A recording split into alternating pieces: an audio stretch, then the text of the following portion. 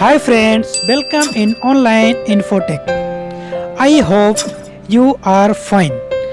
Let's start the video. चलिए friends जानते हैं नित्यम नाम का मतलब हिंदी और इंग्लिश में।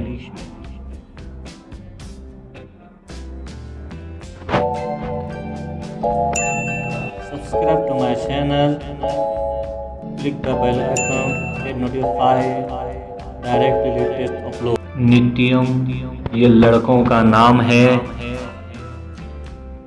ये नाम शुरू होता है अक्षर न से।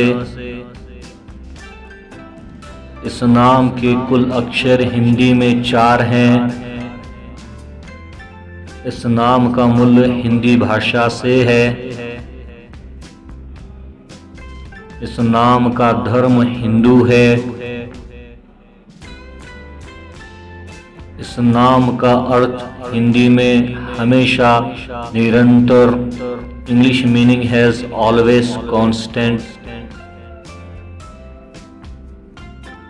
इस नाम का लकी नंबर 1 है।